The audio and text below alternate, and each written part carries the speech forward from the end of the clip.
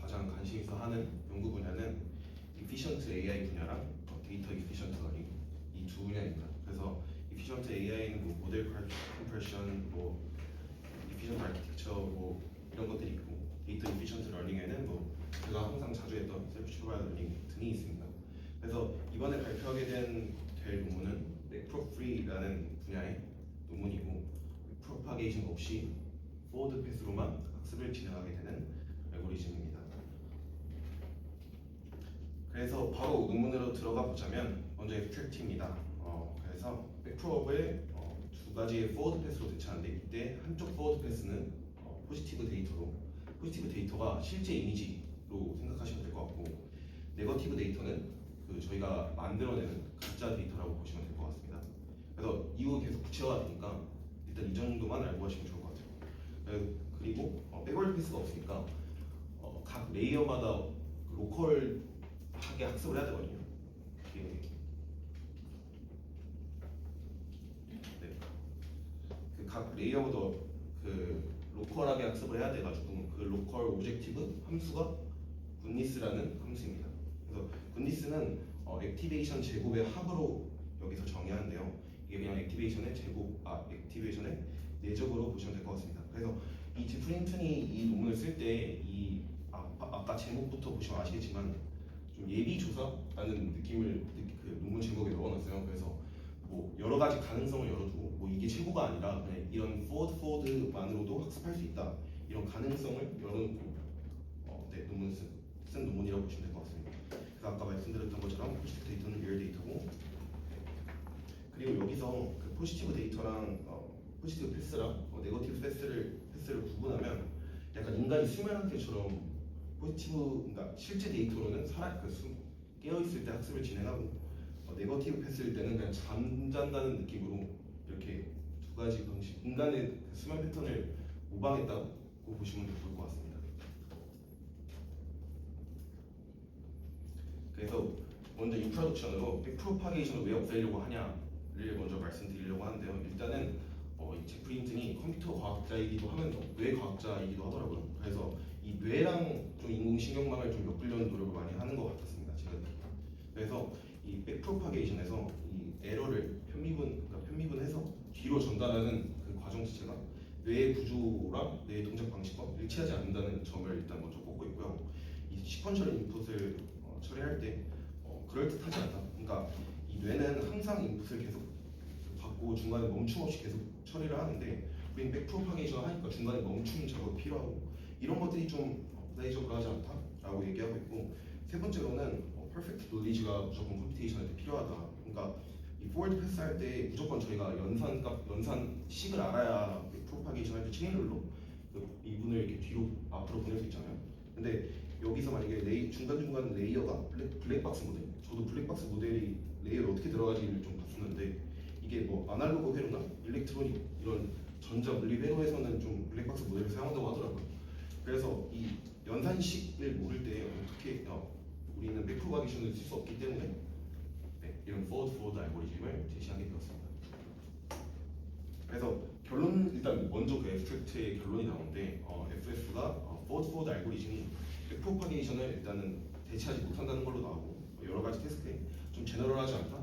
근데 일단 이런 포워드 알고리즘을 좀 몇 가지 실험에서 좀 성공적으로 증명해내긴 했거든요.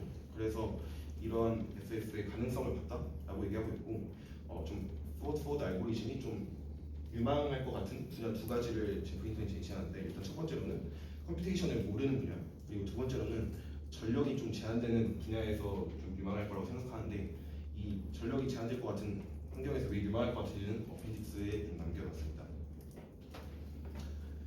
그래서 그리고 제가 생각한 좀 장점이 하나 더 있는데, 이게 왜 이피션트냐면, 일단은 우리가 메모리 관점에서 봤을 때 메모리를 차지하는 좀 메모리 컨센션 하는 그 비중들을 나타내 보면, 일단 첫 번째로 파라미터랑, 두 번째로는 그레디언트, 세 번째로는 그 아담 같은 거 쓸 때 퍼스트 모멘텀이나 세컨드 모멘텀을 사용하잖아요. 그래서 그 옵티마이저 스텝을 저장하는 거랑, 그리고 액티베이션 저장, 이렇게 네 가지가 CPU 메모리를 가장 많이 차지하는데, 이렇게 된 것 같이, 뭐 이거는 다른 논문이긴 한데, 이렇게 웨이트랑 액티베이션, 옵티마이제이션, 그레디언트가 이 메모리를 가장 많이 차지한다고 해요.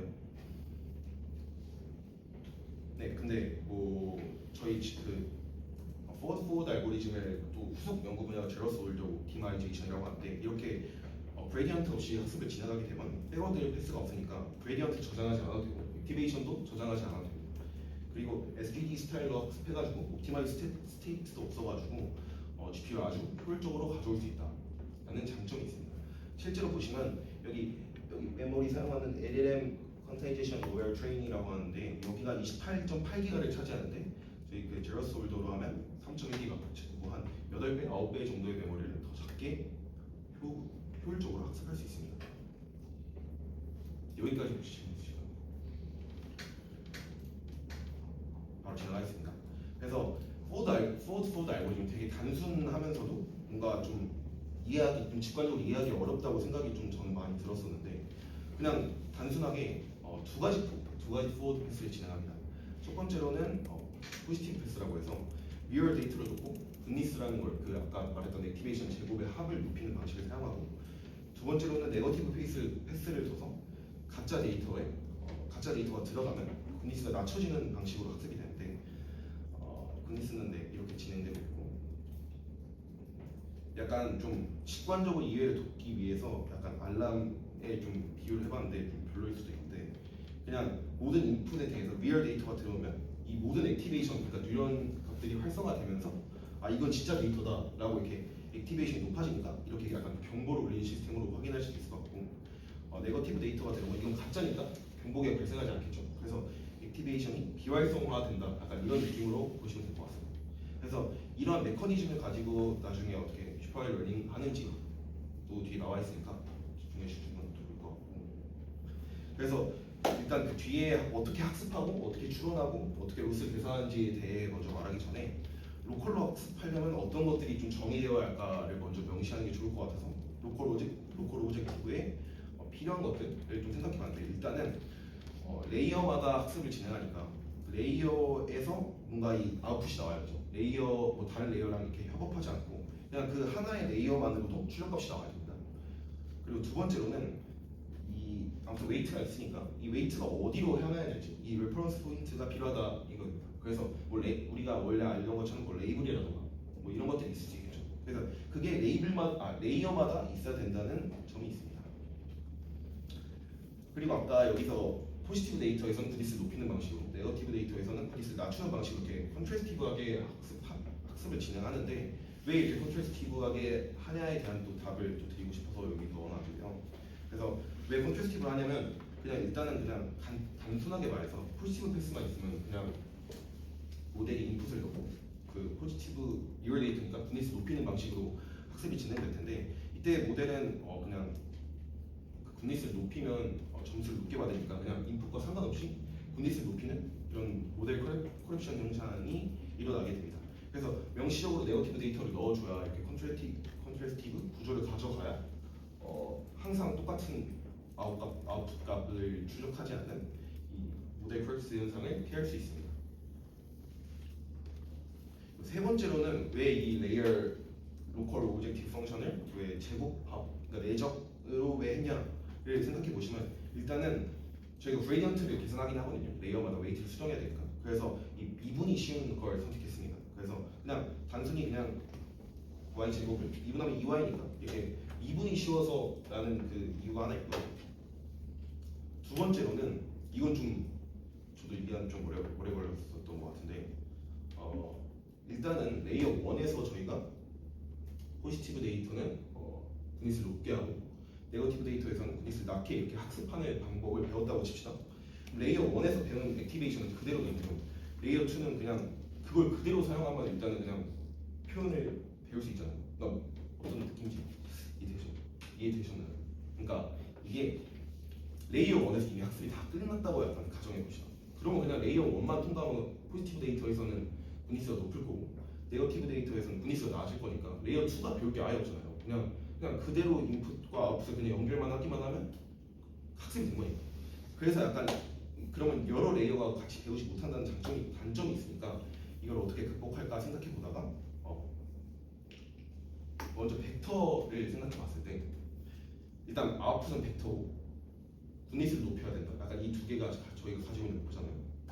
그러니까 벡터를 보시면 벡터는 두 가지로 분류할 수 있거든요. 이렇게 매그니튜드랑 벡터의 길이랑 그리고 유닛 벡터, 이렇게 벡터의 방향으로 두 가지로 나눌 수 있거든요.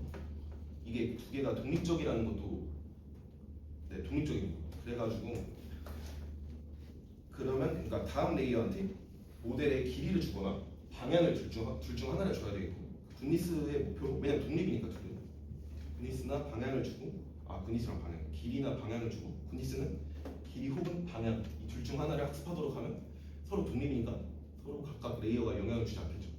혹시 이해되셨나요?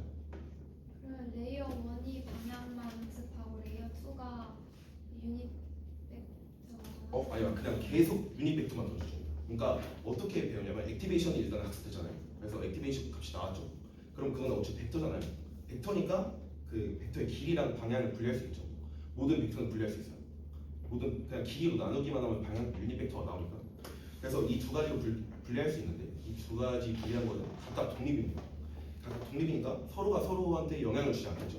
그래서 우리는 유닛 벡터를 다음 레이어한테 던져가지고 길이를 학습하거나 뭐 길이를 로컬 오브젝티브로 학습하거나 아니면은 길이를 던져준 다음에 유닛 벡터를 학습하는 방식 이 두 가지를 생각해 볼 수 있다는 것까지 이해하시나요? 그러니까 무조건 레이어가 두 개 있는 거죠. 레이어는 뭐 두 개 넘게 있을 수 있죠. 네. 그럼 레이어 1에서 학습해서 나온 벡터가 다시 그 유닛 벡터로 레이어 2에 들어가서 맞아요. 그래서 길이나 그런 것들로 학습을 하고 그렇게 나온 벡터를 다시 또 유닛 벡터로 레이어 3에 넣어서 맞아요. 그러니까 계속 액티베이션이 높아질 텐데 그걸 계속 유닛 벡터로 다시 추계시키는 거예요. 그러면 우리 군니스랑 유닛 벡터랑은 독립이니까 군니스에 어떤 영향도 주지 않는다라는 것을 알 수 있다는 거죠. 여기까지 이해되셨어요? 네, 아무튼 그렇습니다. 그래서 모든 벡터는 유닛 벡터랑 크기로 나눌 수 있고, 그 두 개는 독립이고, 그래서 우리는 유닛 벡터를 넘겨준 다음에 군니스의 길이를 학습하는 방식으로 학습을 진행한다. 군니스 아까 액티베이션의 제곱이었잖아요. 그건 내적이잖아요. 내적은 길이의 제곱이잖아요. 그러니까 길이랑 방향은 독립이다라는 게 또 여기서 또 연결되는 거죠. 그래서 뭐 노멀라이즈 시키는 거는 이게 유닛 벡터를 만드는 거는 그냥 벡터를 길이로 나누면 된다라고 하면 될 것 같습니다. 그래서 이러한 이유 때문에 군니스를 길이의 제곱의 형태로 사용했었습니다. 이거 이제까지 그래서 좀 정리해 보자면은 여기 이 y 제곱의 시그마가 군니스잖아요. 그래서 군니스가 일정 인객값을 넘으면 포지티브로 예측하고 일정 인객값을 못 넘으면 네거티브로 예측하도록 학습을 진행하게 됩니다. 그래서 이게 전체적인 그냥 포워드 알고리즘의 전체적인 맥락의 끝이고요. 이거로 끝이 아니고 두 가지가 좀 더 핵심 설계가 남아있다고 생각하는데 일단 첫 번째로는 포지티브 데이터랑 네거티브 데이터가 좀 서로 대조적으로 학습을 컴페티티브 러닝을 하니까 이 네거티브 데이터를 어떻게 설계하냐에 따라서 각각의 레이어가 어떤 표현을 학습하냐가 결정되겠죠. 그래서 네거티브의 설계가 중요하고 그리고 다음으로는 글로벌 오브젝티브를 사용하지 않으니까 각각의 레이어가 독립적으로 브리디하게 학습을 진행하거든요. 그러니까 각각의 레이어가 좀 협업하지 못한다 이런 문제가 있어서 표현력이 좀 낮아진다라는 한계가 있습니다. 그래서 이 두 가지를 어떻게 제프린튼이 해결해 나가는지 보시면 좋을 것 같아요. 여기까지 궁금하신 거 있으신가요? 저 있는데 그러면 군니스라는 거는 레이어별로 몇 개씩 있는지 군니스는 스칼라 값이죠. 그 길이의 제곱의 내적 값이죠. 그러면 만약에 14개층짜리 모델이면 14개 있는 거고 그쵸, 네. 그럼 그렇게 그냥 층별 개수로 하는 건가요? 그냥 근데 군니스의 개수가 왜 궁금하신 거예요? 그냥 듣다 보니까 그럼 그냥 레이어마다 하나씩 나오는 거고 그 레이어마다의 로컬 오브젝티브를 높이는 방식, 낮추는 방식을 채용하시면 된다고 생각합니다. 그럼 이미지마다 다 달라지는 값이요? 군니스요? 네, 그럼 이게 학습 백프로파게이션을 만약에 쓰는 것 자체가 하면서 가중치에 대해서 얼마나 어느 정도 이제 바뀌어야 되는지 알려주는 건데 그럼 맞아요. 얘네 같은 경우는 그렇게 가중치의 값을 바꿀 때 그 어떻게 진행이 되는 건지 이게 레이어당 레퍼런스 포인트가 있다고 했는데 그 레퍼런스 포인트마다 이렇게 계산을 해서 바꾸는 건지 그러니까 이게 그냥 똑같은 분류기라고 보시면 될 것 같은데 이 그레디언트를 체인으로 안 사용한다고 보시면 될 것 같아요. 그러니까 이 마지막 최종 목표가 있잖아요. 여기에 클래시파이어가 있고 이게 시그모이드 거쳐서 그 최종 확률 분포를 예측하게 되잖아요. 이때 확률 분포가 뭐 1, 0, 0 이렇게 돼 있겠죠. 그러니까 레이어마다 학습을 진행하는데 그게 백프로파게이션처럼 체인룰로 이렇게 넘어가는 게 아니라 각 레이어마다 그냥 클래스파이어로 학습하는 거라고 보시면 될 것 같아요. 아, 어떤 느낌인지. 그 레이어마다 네, 맞아요. 그거를 수정을 해버리는. 네. 아, 그래서 근데 지금 여기서는 그레디언트를 사용하잖아요. 웨이트를 추정해야 되니까. 근데 이 나중에 후속 연구에서는 그냥 아예 함수값으로만 예측하는 함수값으로만 그 그레디언트를 수정해가지고 제로스 올더라고 하더라고요. 이거는 1차 미분을 쓰니까 펄스 오더라고 하고. 다음으로 넘어가겠습니다. 그래서 일단은 뭐 어떻게 학습하고 어떻게 인프루언스 하는지에 대해 말하기 전에 하나 더 얘기하자면 백프로파게이션 베이스라인 먼저 세웁니다. 이게 백프로파게이션처럼 잘 작동한다를 저희가 알아야 되니까 백프로파게이션에서의 평균적인 성능은 어느 정도인지 이렇게 먼저 말을 하고 시작하는데 뭐 엠리스트 데이터셋을 사용했고 그냥 가장 단순해서 엠리스트 데이터셋을 사용했고 여기서도 약간 말장난 같은 말장난한데 뭐 약간 합리적으로 엔지니어된 CNN의 성능이 0.2%다 약간 이렇게 말을 하거든요. 그러니까 이 뭐 성능 대결 이런 걸 하는 게 아니니까 그냥 이 정도의 성능이 나왔으면 프로파게이션처럼 잘 작동한다 이렇게 말을 하고 있더라고요. 그래서 저희가 가장 좀 많이 비교할 백프로파게이션 베이스라인은 permutation invariant 베이스라인인데 이거는 그냥 단순하게 말하면 그냥 fully connected 네트워크를 사용해서 학습을 진행했다고 보시면 될 것 같아요. 그래서 이 fully connected 레이어로 학습을 진행했을 때 엠리스트 데이터셋에서 1.4%가 백프로파게이션으로 학습하면 테스트 에러가 1.4% 정도 나오고 1.4%가 에러가 forward forward 알고리즘에서도 나오면 이거는 백프로파게이션처럼 잘 작동한다라고 할 수 있겠죠. 그래서 이렇게 딱 베이스라인을 세우고 시작합니다. 그래서 먼저 unsupervised 예시를 좀 보여드릴 텐데요.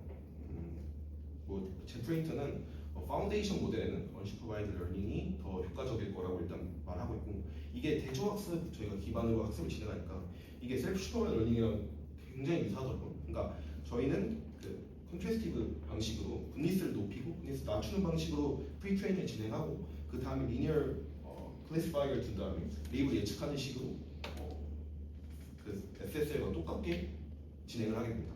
그래서 네, 아까 말씀드렸던 것처럼 로컬하게 프리트레인으로 분리수를 높이고 분리수를 낮추는 방식으로 학습을 하게 되고 그럼 레프레젠테이션을 배우게 되고 이 레프레젠테이션을 리니어 클래시파이어에 넣어가지고 네, 최종 예측을 수행하게 됩니다. 이때 프리트레인 자체가 레이블이 없는 그냥 이미지로 학습하니까 그러니까 포지티브 데이터랑 네거티브 데이터로 학습을 하니까 네거티브 데이터의 설계가 가장 중요한데 이 네거티브 데이터를 제프린트는 국소적으로만 보았을 때는 좀 진짜 리얼 데이터 같이 나오고 전체적으로 봤을 때만 네거티브 데이터인지 알 수 있게 그러니까 이미지의 전체적인 모습을 볼 수 있게 네거티브 데이터를 설계하는데요. 이게 어떻게 설계하냐면 그냥 뭐 마스크 이런 거 다 빼고 7이라는 데이터는 리얼 데이터잖아요. 근데 리얼 데이터에 마스크를 씌워요. 여기 두 개가 0일 0이 그 리버스라는 마스크거든요. 이 7에 대한 마스크를 씌우면 여기 부분 보이시죠? 흰색 부분. 이 흰색 부분이 리얼 데이터잖아요. 그래서 이 부분만 보면 이거 리얼 데이터인데 이렇게 알 수 있잖아요. 근데 여기서도 똑같은 방식으로 이렇게 하면 이런 이미지가 생성되거든요. 여기 부분을 여기 따와가지고 그러면 여기 국소적으로만 봤을 때는 이거 리얼 데이터인데 이렇게 알 수 있는데 이걸 전체적으로 보면 네거티브 데이터잖아요. 그러니까 이렇게 이미지의 전체적인 모습을 봐야 네거티브 데이터인지 알 수 있고 그렇기 때문에 포지티브랑 네거티브 데이터를 계속 분류하면서 이게 정말 이미지 전체적으로 모습을 보도록 학습을 진행하는 거죠. 그 다음에 리니어 클래시파이어를 두고 소량의 레이블로 학습을 진행해서 클래시피케이션을 진행하는 겁니다. 여기까지 이해되시나요? 그래서 여기서의 아까 에러 레이트가 1.4 정도면 백프로파게이션 비슷하게 효율이 나온다고 했는데 여기서는 1.37이라는 에러 레이트를 기록했습니다. 그럼 두 번째로는 슈퍼바이저는 어떻게 학습하냐? 그러니까 뭐 레이블마다 또 아웃풋을 계속 저희가 넣어줄 수 없으니까 그 레이블 자체를 인풋의 값이 함께 넣어요. 여기 보이시나요? 여기 첫 10번째 픽셀을 리스트는 레이블 10개니까 00000 이렇게 원합 벡터로 인풋을 같이 넣어줘가지고 여기에 인풋을 같이 넣게 돼요. 그래서 포지티브는 그 correct 레이블, 그러니까 만약에 3이면 세 번째 그러니까 원합 벡터로 하고 만약에 네거티브 데이터라고 치면 wrong 레이블이 달려있게 학습을 진행합니다. 그래서 이 두 가지가 이렇게 포지티브랑 네거티브 데이터는 이렇게 설계하고 근데 인퍼런스는 어떻게 하냐면 좀 더 편하실, 좀 더 이해하기 쉬울 것 같은 건 이 두 번째인데요. 각각의 레이블에 대해 원합 벡터를 하나씩 넣고 저희 하나의 데이터를 레이블을 모르는 데이터를 넣는다고 쳐요. 그럼 우리가 원합 벡터 중에 하나를 선택해야 될 거 아니에요. 1, 0, 0, 0이거나 0, 1, 0, 0, 0이거나 그러니까 뭐 아무튼 10개 레이블 중에 하나를 선택해야 될 텐데 이 각각의 레이블에 대해서 한 번씩 다 포워드를 해보는 겁니다. 그러면 우리가 리얼 데이터라고 리얼 데이터는 분리수가 높게 학습을 진행했으니까 만약에 그 10개의 레이블 중에서 분리수가 가장 높은 게 진짜 데이터일 확률이 높겠죠. 그러니까 뭐 이게 레이블이 없으면 그냥 모든 10개의 레이블에 대해서 포워드를 한 번씩 다 돌려보고 그 중에서 분리수가 가장 높은 걸로 최종 인퍼런스를 진행하게 됩니다. 이 방법 이해되셨나요? 후회졌나요? 후회졌어요? 네. 질문은 그러면은 이게 레이블의 수가 많아질수록 그럼 연산량 자체도 엄청 많아지겠죠. 네. 그래서 두 번째로 첫 번째로 냈던 게 그냥 뉴트럴 이게 중립적인이라는 뜻인데 그냥 다 이게 N빵 쳐가지고 레이블에 대해 그냥 0.1, 0.1, 0.1, 0.1 이렇게 해서 포워드를 진행하는 겁니다. 그러면 뭐 어떤 레이블이 가장 분리수가 높은지를 뭐 저희는 비교할 수 없겠죠. 그 대신 여기서 어떻게 하냐면 각각의 0.1, 0.1, 0.1에 대해서 포워드를 한번 진행한 다음에 그 히든 액티비티, 그 히든 레이어마다 액티비티 벡터가 나올 텐데 그 액티비티 벡터를 컨케이트 해가지고 그냥 그 소프트맥스 클래시파이어에 넣더라고요. 그래서 그렇게 여기서 클래시파이어를 어떻게 학습시켰는지는 그 뒤에도 계속 클래시파이어가 나오긴 하는데 어떻게 학습했는지는 안 알려주거든요. 근데 일단은 학습된 클래시파이어가 있다고 치고 여기에 액티비티 벡터를 집어넣었을 때 그 올바른 레이블을 출력하도록 그렇게 학습을 진행해놓은 클래시파이어가 있다면 우리는 이 액티베이터 벡터를 컨케이트 해가지고 그냥 클래시파이어를 넣는 거죠. 약간 좀 어떤 느낌인지 이해되시나요? 그러니까 리얼 데이터에서는 우리가 분리수가 높도록 학습을 했으니까 액티베이터 벡터를 넣었을 때 컨케이트에서 넣었으면 리얼 데이터만 좀 분리수가 높은 액티베이터 벡터가 나오겠죠. 그거를 이제 리니어 클래시파이어에 넣으면 그 리니어 클래시파이어는 분리수가 높을 때 좀 리얼 데이터로 판단하거나 뭐 3이라고 이게 어떻게 말씀드려야 될지 제가 이거 끝나고 혹시 그렇게 가능한 이유가 계속해서 이 벡터가 한 레이어 중에 벡터가 나오고 그걸 다시 분해해서 넣고 이 단계가 있어서 그게 가능하다는 건가요? 그 유닛 벡터가 나오니까 사실은 그 유닛 벡터 안에 좀 히든 리프레젠테이션이 숨어 있지 않을까 저는 그런 생각을 하고 있습니다. 아무튼 저희가 3이라는 거에 대해 3이 진짜라는 걸 포지티브로 이렇게 높이는 과정에서 레이어마다 각각의 리프레젠테이션 학습했을 거고 그 액티베이터 벡터로 리니어 클래시파이어가 잘 학습된 클래시파이어에 넣으면 올바른 레이블을 분류할 수 있다라고 이해하시면 좋을 것 같아요. 그래서 뭐 여기 네거티브 데이터를 생성하는 방식은 넘어가도록 하겠습니다. 그래서 좀 결과를 봤을 때는 여기서도 1.36이 나온다고 하더라고요. 그래서 60에폭으로 학습했을 때 1.36이 나오고 이거는 이제 20에폭으로 학습한 백프로파게이션이랑 비슷한 정확도를 가지고 있고 60에폭이면 너무 기니까 여기서 러닝 레이트를 2배로 하고 40에폭으로 해봤을 때 정확도 한번 비교해봤는데 일단 1.46이 나온다고 합니다. 그래도 다 백프로파게이션이랑 비슷한 성능을 유지하고 있고 다음으로는 아까 그 레이어마다 구이기하게 학습한다고 했잖아요. 그러니까 각 레이어마다 협업을 하지 못한다는 단점이 있었는데 이거를 해결하는 방식이 멀티 레이어 어레는 방식을 사용했습니다. 그래서 그 이미지를 하나의 정적인 동영상으로 보는 거예요. 그래서 그 RNN에서는 각 타임스텝마다 인풋이랑 그 전에 히든 벡터를 같이 이렇게 넣어서 두 가지로 액티베이터를 출력하잖아요. 그러니까 이때는 그냥 인풋은 계속 동일한 거예요. 히든 벡터는 여기서는 그 이전 타임 스텝에 위에 있는 레이어를 사용하도록 해요. 여기까지는 이해되시나요? 그러니까 RNN 스타일이 인풋 벡터랑 저번에 전 타임 스텝에 히든 레이어 벡터를 넣어주잖아요. 근데 이 히든 인풋은 계속 그대로 놓고 하나의 정적인 이미지고 그리고 히든 레이어 벡터는 이전 타임 스텝에 위에 층의 레이어에 액티베이터를 주는 거예요. 그러니까 그러면 계속 저희가 생각해봤을 때 타임 스텝이 지나갈 때마다 이 위에 있는 레이어 스텝에 히든 벡터가 계속 내려오겠죠. 그러니까 이제 위층과 아래층의 협업이 가능하다는 그런 점이 있는데 이해가 되실까요? 그래서 아무튼 그래서 바텀 레이어는 픽셀 이미지로 놔두고 위에 레이어는 원한 레이블로 놔둬서 계속 타임스텝마다 이전층의 위에 있는 레이어의 액티베이션 벡터랑 인풋을 같이 넣어줌으로써 계속 학습을 진행하게 됩니다.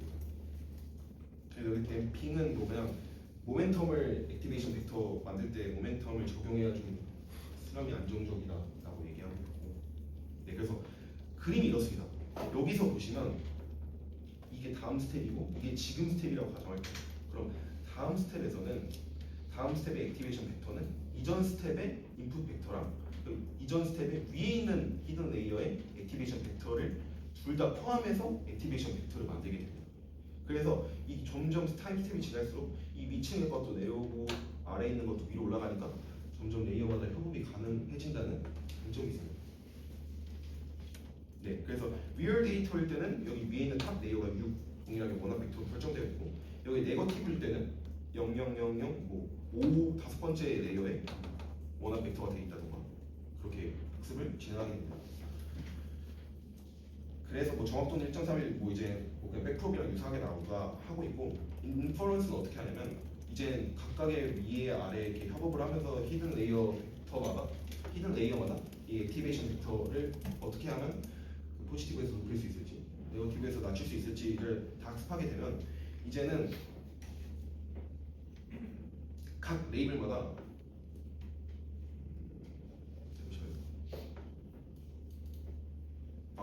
그러니까 각 레이블마다 8번씩 이터레이션을 또 돌리게 됩니다. 아까 그 슈퍼바이저 러닝 할 때처럼 이 위에를 0000, 약간 100000, 010000 이렇게 원합 벡터로 다 8번씩 다 돌린 다음에 그 중에서 그 세 번째에서 다섯 번째 레이어의 분리스를 에버리지하면 아까 말했던 것처럼 진짜 데이터일 때는 분리스가 가장 높을 때니까 분리스가 가장 높은 거를 저희가 최종 예측으로 내뱉게 되는 거죠. 이 부분이 아까 그냥 슈퍼바이저 러닝이랑 똑같은 방식이라고 보시면 돼요. 학습하는 방식만 계속 윗과 아래와 이렇게 계속 협업하는 방식으로 학습을 진행하고 각각의 레이블은 그냥 8번 다 돌려서 진행한다고 보시면 될 것 같습니다. 질문에 네. 그 위에 있는 거랑 협업하는 건 알겠는데 아래에 있는 거랑 협업하는 거 한 번만 더 설명해 주세요. 그 아래에 있는 거는 그냥 포워드 패스랑 똑같은 거죠. 그냥 이게 사실은 그냥 이걸 다 없애면 그냥 저희가 원래 포워드 패스 학습하는 거, 포워드 진행하는 거랑 똑같잖아요. 근데 이 포워드 진행할 때 이 각각의 레이어의 액티베이션이 이 원래는 이전 타임스텝의 이전 타임스텝의 액티베이션 벡터만 들어갔었는데 지금은 이제 이전 타임스텝의 아래에 있는 액티베이션 벡터랑 위에 있는 거를 둘 다 받겠다라는 거죠. 그러면 어차피 둘 다 받으니까 액티베이션 2배가 될 테니까 그걸 또 평균하고 또 그거를 이제 유닛 벡터로 만들고 또 그거를 또 다음 레이어에 넘기고 약간 다 네. 그럼 혹시 이해한 게 맞는지 한 번만. 네네네. 그러면 우리가 이 논문에서 말하고자 하는 게 처음에 길이 방향 있는 거 기반으로 유닛 벡터 만들고 그거로 다른 레이어에 가서 계속 저렇게 동일하게 협업으로 진행하고 네. 그리고 그 과정에서 우리가 보고자 하는 가짜 데이터의 극속 값을 먼저 진짜처럼 확인 후에 글로벌로 그 전에 그 극소값을 확인하는 게 어떤? 그 이미지 아까 그 극소값이랑 글로벌 말씀하셨을 때 그 가짜 데이터를 약간 진짜처럼 한번 확인한 후에 글로벌로 한번 가짜인 걸 한 번 더 판별한다라고 이해를 했거든요. 그게 아니라 그러니까 이게 네거티브 데이터에 대해서 어떻게 설계한 거냐면 그러니까 이미지의 전체적인 표현을 뭐 그렇게 이해하신 건지 모르겠는데 그러니까 이게 국수적으로 봤을 때는 진짜 리얼 데이터랑 똑같고 전체적으로 봤을 때는 그 네거티브 데이터인 걸 알 수 있잖아요. 그러니까 우리가 대조할 때 국수적인 것만 그 모델이 보게 되면 학습을 할 수가 없겠죠. 왜냐면 국수적인 것만 보면 포지티브랑 네거티브가 구별이 안 가니까. 그러니까 이미지의 전체적인 모습을 봐야 돼요. 그렇게 함으로써 이미지 그 모델 자체가 이미지의 전체적인 표현을 학습할 수 있게 되는 거죠. 그게 네. 그게 이해가 잘 안 됐었어가지고. 그래요?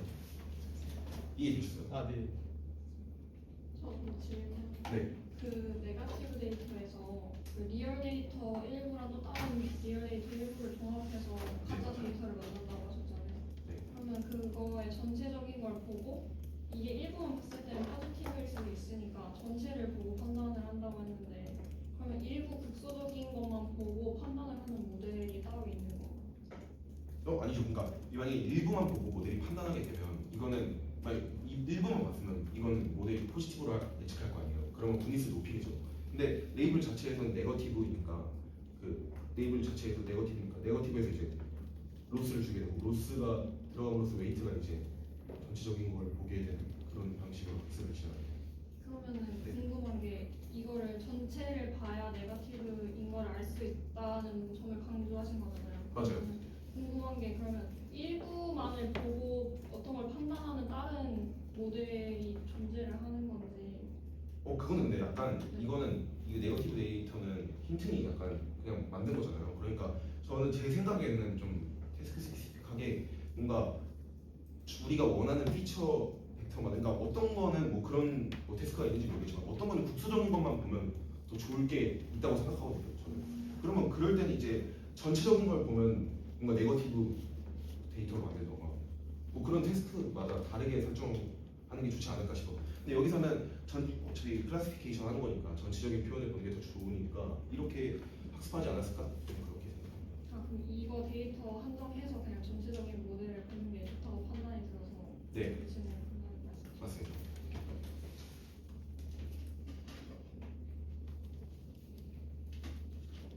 다음 진행하겠습니다. 그래서 그냥 이제 다 끝났어요. 네.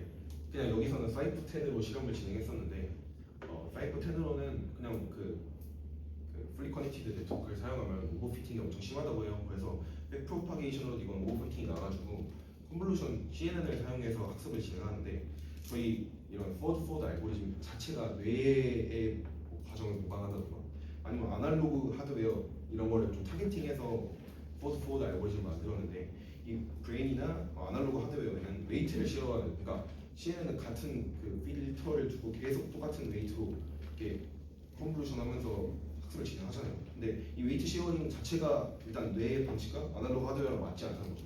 그래서 CNN의 그 스타일의 웨이트 쉐어링 빼고 그냥 로컬 리셉티브 필드를 계속 슬라이딩하는 방식으로 근데 다 다른 웨이트로 학습하는 방식을 채택해서 그런 컨볼루션 뉴럴 네트워크와 포워드를 비교했습니다. 사이버 10에서는 어떤 근데 이건 가벼운 내용이어서 그냥 CNN의 웨이트 쉐어링을 포워드가 모방하지 못하니까 CNN에서 웨이트 쉐어링 기능을 빼고 그냥 로컬 리셉티브 필드로만 슬라이딩하게 학습을 진행하고 비교했다라고 이해하시면 될 것 같아요. 그래서 여기서 보시면 뭐 그냥 또 그냥 말하고 싶은 점은 백프롭이랑 좀 유사한 에러 레이트를 가지고 있다. 그리고 또 하나 말할 거는 미는스퀘어가 그 액티베이션 제곱의 합의 음수로 하는 게 더 정확도가 높게 나온다고 하더라고요. 그러니까 포지티브에서는 분위수를 낮추고 네거티브에서 분위수를 높이는 방식이 오히려 더 정확도가 높게 나온다고 그냥 가벼운 내용입니다. 그래서 이 뭐 결론으로 할 거면 뭐 그냥 포워드 알고리즘 만들었고 이게 잘 작동되는지 확인해봤다 약간 이런 느낌이고 뭐 제프린터는 그냥 표현대로 논문에서도 그냥 다음 연구에서는 뭐 이런 점이 연구되었으면 좋겠다 약간 이렇게 명시를 해놨었더라고요. 그래서 네거티브 데이터를 그 이전 단을 다 보시면 아시겠지만 네거티브 데이터를 다 일일이 제프린턴이 설계한 거거든요. 그래서 이런 네거티브 데이터를 셀프 제너레이트 할 수 있을까에 대한 리미테이션 첫 번째랑 두 번째로 아까 말했던 것처럼 이 포지티브 패스랑 네거티브 패스를 분리할 수가 있다면 그러니까 우리가 왜 분리할 수 있냐면 네거티브 데이터는 저희가 만든 데이터니까 그냥 계속 포워드를 진행할 수 있잖아요. 그리고 진짜 실제 인풋이 들어오면 그때 학습을 포지티브 패스는 할 수 있는 거고 그러니까 이 네거티브 패스랑 포지티브 패스를 분리할 수만 있다면 네거티브 패스로 계속 그 포지티브 데이터가 없을 때 네거티브 패스로 계속 학습을 진행하다가 포지티브 데이터가 들어오면 그때 학습을 진행하고 이렇게 인간의 패턴과 유사하게 인간의 패턴 낮에 깨어있고 밤에 잤잖아요. 그런 패턴과 유사하게 뭐 낮에는 포지티브 데이터를 학습하고 밤에는 네거티브 데이터를 학습해서 이게 인간의 뭔가 수면 활동처럼 분리할 수 있고 그러면 우리는 그냥 포워드 포지티브로만 한 번씩만 하면 되니까 더 학습이 잘 된다라고 제프린턴이 생각하는데 그래서 이 뭔가 수면처럼 분리할 수 있을까?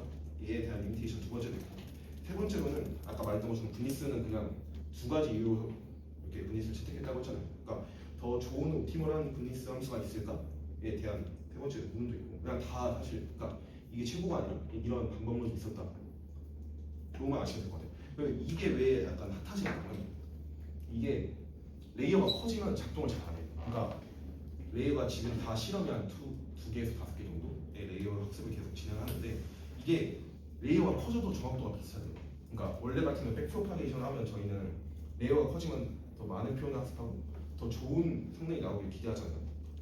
그래서 뭐 LLM이 등장한 거고 스케일링 로우가 있는 거고 약간 그런데 지금 이 포워드 알고리즘은 레이어가 커지고 뭐 커넥션이 많아지고 해도 정확도가 거의 비슷하다고 해요. 그래서 이것들을 어떻게 하면 해결할 수 있을까에 대한 연구를 지금 다 후속 연구를 하고 있어요. 그래서 제로스 올더 옵티마이제이션이 다 그거와 관련된 연구 방향이니까 이런 것도 있다고 이해하시면 좋을 것 같습니다. 그리고 아까 뭐 강화학습이란 대체제도 있고 그레디언트 없이 학습하는 그레디언트가 체인룰로 학습하는 거 아닌 이런 강화학습이라는 방법도 있는데 이 강화학습이 왜 스케일링이 잘 안 되는가 뭐 이런 것들을 좀 정리해 봤는데 시간 남으시면 보시면 좋을 것 같습니다. 네, 이렇게 마치겠습니다.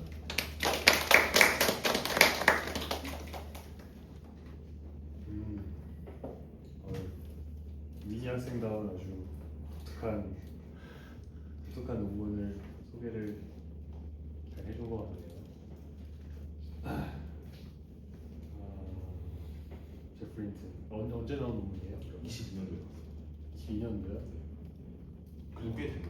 꽤 되긴 했네. 후속 연구들이 좀 성공을 좀 거두고 있는 게 있나 아니면 아직 좀 성공을 그 LLM 좀 파인튜닝 할때 제로스 올더로 하는 방식이 많다고 들었습니다.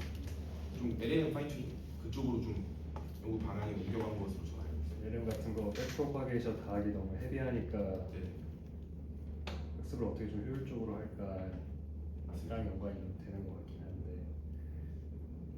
좀 생소한 개념이긴 하네요. 근데 저도 뭐 자세히 봐본 내용은 아니라서 이게 그럼 백프로파게이션을 없애는 게 취지긴 한데 아무튼 매 레이어마다 그레디언트를 계산을 하고 하긴 하네요. 업데이트를 하긴 하는 거죠. 네. 그리고 굿니스랑 그 레퍼런스 랍의 그 굿니스만 가지고 하는 거는 컨트라스티브 로스에 가깝고 네, 맞습니다. 뭐 결국 타겟 태스크가 있으면 아까 파인 튜닝은 결국 하는 거죠. 뭐. 네, 맞습니다. 근데 그 리니어 클래시파이어가 어차피 원 레이어니까 그냥 그레디언트 없이 이것도 그 전 레이어한테는 백프로파게이션 안 해도 되니까 자기 자신만 계산 업데이트 하는 거다. 맞습니다. 그냥 백프로이 없다를 좀 강조하는 것 같습니다. 굿니스 그러면 언슈퍼바이즈 러닝이라고 보는 게 맞나요? 양쪽에 근데 이게 좀 솔직히 근데 레이블을 어떻게 예측하려면 어찌됐든 뭐 슈퍼바이저 러닝이 좀 필요하니까 일단은 언슈퍼바이저 방식에서도 그냥 대조학습 방식으로 SSL처럼 학습을 진행하고 그 다음에 이제 그 리니어 클래시파이어를 줘서 약간 파인튜닝하는 방식처럼 근데 그 전 거는 다 프로즌 시키고 약간 앞부분 학습할 때는 뭐 레이블이 그럼 직접 관여를 하는 건 아니에요? 네, 맞습니다. 이게 뭐 저기 7이고 6이고 이걸 직접적으로 맞추도록 학습을 하는 거는 아니고 맞습니다. 뭐 리얼 페이크만 해서 진짜 대조학습이네. 요즘 리얼이랑 페이크를 만드는 게 약간 많이 인위적이긴 한데 네. 저게 왜 저렇게 페이크를 만들어야 되는 게 왜 저 접근을 먼저 했는지가 좀 궁금하긴 하네. 뭐 그냥 일단 실제 이미지는 아니긴 하니까 적당히 반만 섞어서 한 것 같긴 한데 이게 일반 도메인으로 넘어오려면 계속 저렇게 할 수는 없을 것 같긴 하고. 좀 약간 이런 연구 분야가 있다. 그래서 좀 후속 연구를 좀 계속 열어준 느낌으로 논문이 다 작성돼 있어가지고 프린팅이 한 거니까 이제 분명 의미가 있겠죠. 양육분도 재파 열심히 하고 있는데 다 대가들 지금 뭐 하나씩 새로 하고 있는 거. 아무튼 흥미로운 주제인 것 같은데 그 질문 궁금한 학생들 그럼 다른 학생들도 질문을 좀 하고 마무리합시다. 그 다음 페이지에서 저게 원합 벡터로 들어가서 레이블이 많아질수록 변동량이 많아진다까지는 이해를 했는데 네. 그 1번이 이해가 잘 안 돼서 혹시 한 번만 더. 1번이 약간 좀 직관적으로 저도 약간 이게 직관적으로 뭔가 그러니까 일단 여기서 리니어 클래시파이어를 주잖아요. 이 리니어 클래시파이어를 어떻게 학습했는지에 대한 명시적인 조건이 아무것도 없었어요. 그래서 그냥 리니어 클래시파이어가 잘 학습되어 있는 클래시파이어가 있다고 쳤을 때 모든 레이블에 대해서 0점 그러니까 일단은 이 포워드 네트워크조차도 학습이 되어 있는 상태겠죠. 그러면 뭐 일단은 의미 있는 표현을 학습했다는 가정하에 0.0.1, 0.1 이렇게 레이블을 뒀을 때 이렇게 포워드를 진행해서 그러면 히든 레이어마다 어쨌든 액티베이션 벡터가 나올 거 아니에요. 그 액티베이션 벡터가 이제 레이블에 어떠한 정보를 담고 있다고 가정하는 거죠. 그래서 그 액티베이션 벡터를 전부 다 컴퓨트해서 뭔가 리니어 클래시파이어 인풋을 넣었을 때 아웃풋이 레이블로 잘 출력된다라고 얘기하는 것 같아요. 그러니까 어쨌든 이게 사실은 저희가 학습할 때 레이블을 같이 넣잖아요. 그러니까 인풋 안에 레이블이 들어가 있는 거고 그러면 이 학습을 진행하면서도 이 3이 어떻게 생겼네, 4가 어떻게 생겼네 이런 것들을 다 액티베이션 안에 다 넣어뒀을 거 아니에요. 저희는 뭐 어떻게 학습되었는지 모르겠지만 그 액티베이션 벡터 안에 그러한 정보들이 다 담겨 있다는 가정하에 그 액티베이션 벡터를 뭐 아까 마지막 슬라이드에요. 그 첫 레이어는 왜 뺐냐면 아마 이 인풋과 너무 가까워서 오히려 노이즈로 작동하는 거예요. 그래서 이 풋에 가까운 세 개의 히든 레이어를 컴케이트해서 잘 학습된 리니어 클래시파이어를 넣으면 레이블을 잘 그러니까 그 인풋 자체가 그 이미지와 레이블에 대한 정보를 다 담고 있으니까 그 액티베이션 벡터를 넣으면 잘 학습된 리니어 클래시파이어가 좋은 아웃풋을 내보낼 거다. 약간 이렇게 이해하시면 될 것 같아요. 그래서 이 제프인트조차도 이게 약간 빠르긴 하지만 한 번에 포워드만 진행하면 되니까. 근데 이게 서브 옵티머입니다. 가장 높은 정확도를 찍지 않는다라고 말하고 있고 가장 높은 정확도를 찍으려면 하나씩 그냥 원합 벡터로 넣어서 예측하는 게 정확도가 제일 좋았다고 하더라고요. 네. 그럼 만약 이게 메디컬 쪽에 활용이 된다면 네. 혹시 어느 부분에 활용을 할 수 있을까요? 그러니까 이게 사실 그냥 이게 이피션트 아까 말씀드렸던 것처럼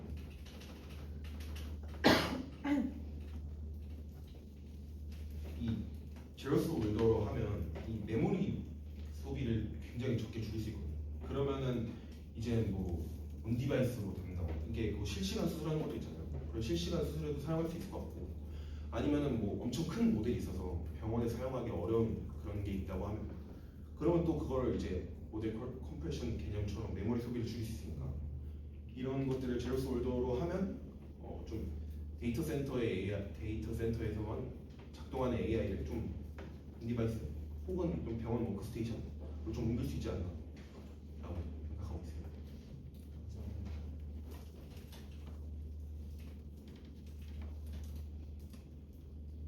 네. 혹시 그 이전 레이어에서 네. 이후 레이어로 이렇게 넘어갈 때 아까 유닛 벡터만 넘긴다고 하셨던 것 같은데 네. 그러면 왜 유닛 벡터만 넘기는지 한 번만 더 해주세요. 네, 알겠습니다. 이게 선형대수와 저도 저희 학교에서 선형대수 잘 안 하시잖아요. 그래서 선형대수에 대한 기초가 저도 엄청 많이 부족했거든요. 근데 이게 일단은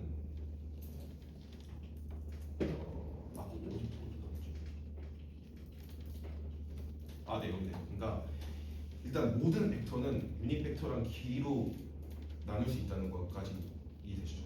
그러면 이 두 개가 독립이라는 것도 이해하죠. 그러니까 이 길이 정보를 가지고 있다고 해서 유닛 벡터를 당연히 출력할 수 없겠죠. 유닛 벡터를 가지고 있다 해서 원래의 길이를 추론할 수가 없잖아요. 왜냐면 유닛 벡터마다 그러니까 이 원래 벡터라는 게 유닛 벡터에다가 스칼라가 오고 그래가지고 이루어지는 거였잖아요. 근데 어떤 스칼라가 곱해져 있는지를 저희는 유닛 벡터만으로 절대 알 수 없어요.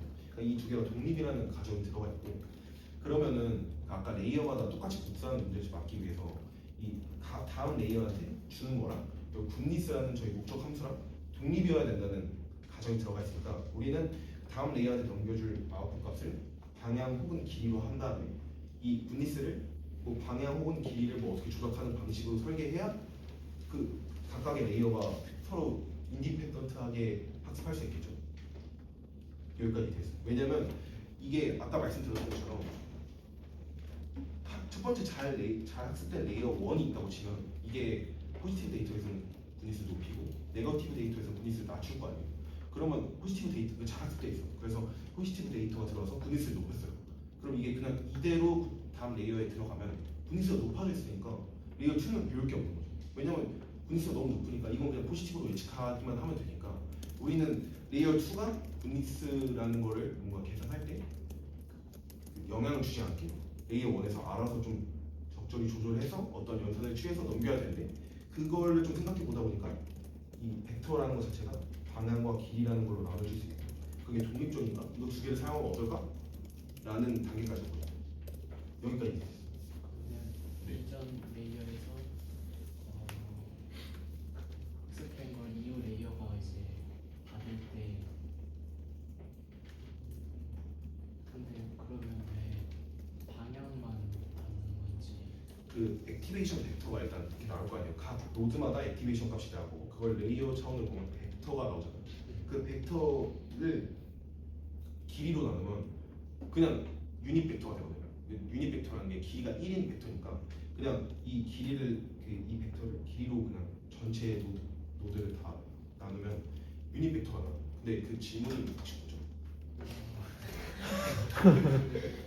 유닛 벡터만 옮기는 이유가 아, 그러니까 그 유닛 벡터가 길이랑 인디펜던트하기 때문이죠. 왜냐면 그러니까 딱 너무 딱 뭔가 딱 하나 생각해보자면 길이랑 방향이 다 독립이니까 우리의 목표는 다음 레이아웃 넘길 때 어떠한 걸 넘기고 벡터에 어떠한 걸 넘기고 굿니스라는 거는 어떠한 걸로 해가지고 벡터에 어떠한 걸로 해서 학습을 진행해야 된다. 아까처럼 그냥 넘기기만 하면 그냥 레이어 2가 학습을 진행하지 않는 문제가 생기니까 어떻게 이 두 개를 설정해야 학습이 진행돼서 다음 레이어한테 영향을 주지 않을까를 생각하다 보니까 이 벡터가 길이와 방향으로 분해될 수 있고 이 두 개가 독립적이라는 걸 사용하는 거죠. 그래서 다음 레이어한테 넘길 때 길이 혹은 방향을 넘기고 벡터의 방향 혹은 길이를 넘기고 그 다음 레이어에 분리스라는 목표 함수를 방향 혹은 길이를 조작하는 방식으로 하면 이 두 개는 서로 영향을 주지 못한다는 거죠. 그 y제곱 군니스 식에서 그거를 저렇게 두 개로 방향과 크기를 쪼개고 맞아요. 그게 이제 그 중에 하나만 넘겨도 그 관계가 서로 독립적인 관계이기 때문에 맞아요. 그러니까 그 y 제곱이라는 것 자체가 사실 내적 있잖아요. 그 내적이라는 것 자체가 길이의 제곱이거든요. 그냥 길이의 제곱은 길이와 같다고 보시면 돼요. 그러니까 우리는 분리스라는 목표 함수를 길이로 설정했고 그 다음에 그러면 그 다음 레이어에서 인풋을 받을 때 그러니까 인풋을 받을 때 그 인풋에 대한 정보가 길이에 대한 정보를 담고 있으면 안 되겠죠. 아까 말했던 것처럼 그냥 학습이 안 된다는 문제가 있습니다.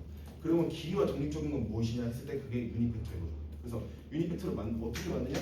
그 벡터의 길이로 다 나누면 유닛 벡터가 나온다. 그러니까 그 유닛 벡터를 계속 넘기는 식으로 이걸 레이어 노멀라이제이션이라고 하거든요. 그래서 그렇게 하는 방식으로 저는 인디펜던트하게 학습해요. 감사합니다.